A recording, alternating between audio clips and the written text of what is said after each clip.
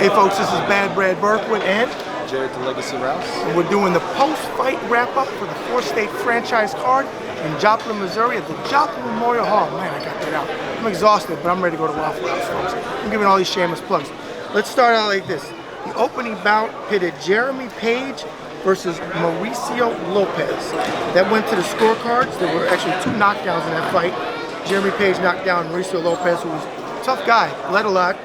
And in the end, it was 40-33 and 40-34, and I think 40-33 twice, 40-34 on the judges' scorecard. Unanimous decision for Jeremy Page. What do you thoughts about that fight? Was it Lopez? Yeah, it was his pro debut. Page, he came out to fight. He had a long, awkward style, but was dominating. Right. And those guys are brothers. I think because they look pretty close. Yeah, they look close. Which, by the way, Facebook, you said we look alike, huh? And then he had a great comeback talking about, I always told you he was good looking. That was a funny one, very, very funny. All right, next up was heavyweight bout pitted, now I'm gonna be tough on this one. Tim Bronson versus Fernando Rivas. It was a 4-round bout. It was unanimous decision, Fernando Rivas. I'm gonna give my take and I'm gonna ask you yours. Okay, I'm gonna be honest here, probably get some feedback on this one. Fernando Rivas, you have some skills, but they're not in taking care of yourself as far as being physically fit. You were winded because you were big time overweight. It looked like you were in no shape. And Tim Bronson, I'm gonna be tough. Your record's 2-6. Honestly, in my opinion, we'll ask Jarrett here in a second, you need to find another profession because I don't see the skills in there. I give you credit, and I give anybody that gets in the ring credit for being a warrior, but I don't see the skills.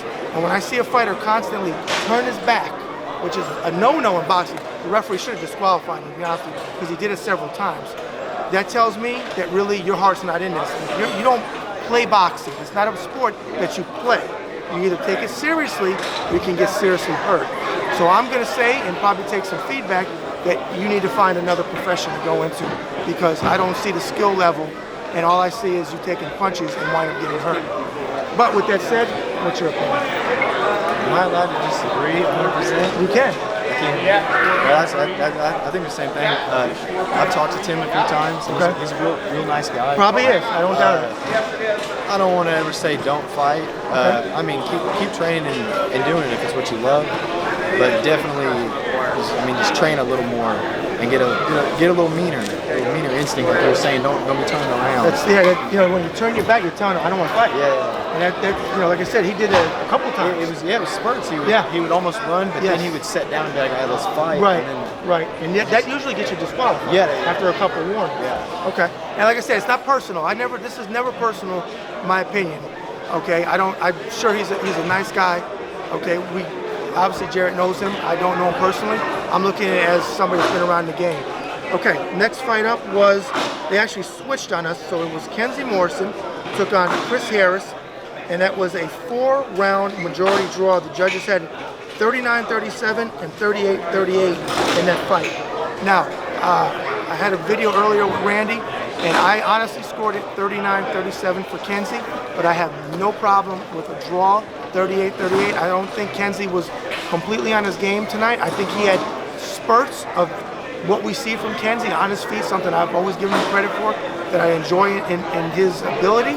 But I think talking to Randy a little bit earlier, Randy Rouse's trainer, that his weight, going up in weight, might have affected him more in his mind, I think, than what it probably should have. Because I think if he would have went to the body, because I'm a sucker for body work, that he could have done more in that fight, and he could have maybe taken it out of the judges' hands, maybe stopped the guy, and if not, at least landed enough punches to make it where it wasn't close.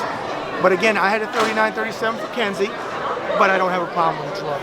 What's your take? Kenzie's like a brother. I know, he really is. And I don't want to make him mad or anything. Right. I thought Kenzie lost. Okay. He dominated the first round. Okay. And that guy was tough. He was tough. He stayed in the whole time. Right. I thought he got the better of it. The 4th round, Kenzie came on a little, but the guy he just landed the clean shots, just the better shots. Okay. I think Kenzie, he should have trained a little harder. Okay. But put on weight. He put on 17 pounds. I know. That's a big thing to do. Right. So that plays a huge factor in your conditioning. So that can be a big part of it. Okay. And I'm hard on myself. So if I think I lost, I say I lost. Right. I know. I thought he lost. And that's fair. I said if he's lucky, they're going to say draw. And they said a draw. So, and that's fine. Okay. I mean, it was a good fight. It was a good fight. The guy was a little more game than I thought he was going to be. And I told Debbie earlier we were watching ringside, I said the two opponents, not Trey's, we'll get into this in a minute, but Kenzie's opponent, Chris Harris, and Dylan's opponent, which we'll talk about here in a minute, didn't get the memo.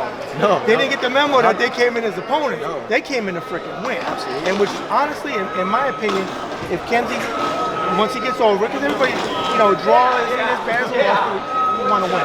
But it's go back to the drawing board, and it's how he comes back from this. And honestly, I think that Kenzie can learn more in this fight. Like I said, when he fought Lucas, it went 4 rounds. Knockouts are great, they look great, and the fans love it. But in my opinion, it's not always the best thing for a fight. Rounds, to me, are always good. Especially not having an amateur background. And you nailed it perfectly. You see what you get on this show, folks? You get honesty, because they are brothers. And I know that was probably hard for Jarrett to say, but he's truthful. And if he lost, and I've said this to his father, if I was ringside scoring Jarrett's fight, everybody knows how I feel about the guy. They know that this is my heart here, one of my favorite fighters in this area. But when I'm covering it, I can't be biased. Like I told Randy, if I thought Jarrett lost, hey, that's the noise in the background. It is what it is. It's kicking us out. But there you got honesty. All right, and at Kenzie, there's nothing personal. I want to see you back in the gym. I will actually personally come over there because I want to see the new ring, which I haven't got a chance to see put together. I know you and Kenzie were the one giving your dad the business. We want a ring. Kenzie really looked fire. And it was Kenzie. And it was Kenzie. See, there you go.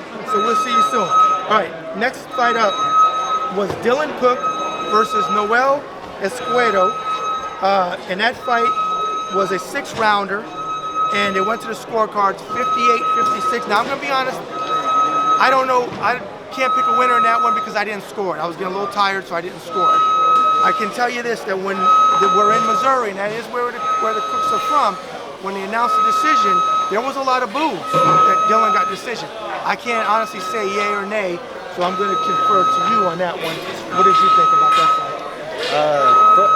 I think the weight cut hurt Dylan bad. Okay. Because he's never fought that Okay, that I didn't know. Okay. Yeah, he cut more. Now, this is saying he fought super welterweight, which is 154. No, he fought at 147. Okay, so that was welterweight. So this is wrong. Yeah. Okay. That's usually what he fights. He fights at 154.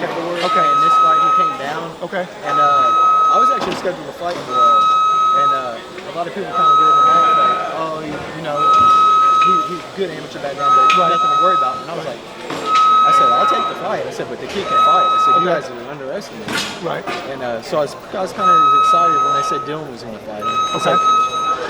Dylan, really good fighter. Right. And Dylan, dominated the first round. Yep.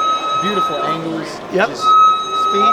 I was like, no, this is what the fight's going to be. And then the second round, we just kind of gradually slowed down. And I think that was the weight cut. Okay. I think the weight cut did that to him. And he was tired at the end, too. He got very tired. He got very tired. And Noam got very tired. He did. But he kept marching and he didn't make a statement. What do you think of the decision, 58-56? I don't know. If they said Noel won, I wouldn't argue. If they said it was a draw, I wouldn't argue. Okay. If they said Dylan won, didn't really argue it.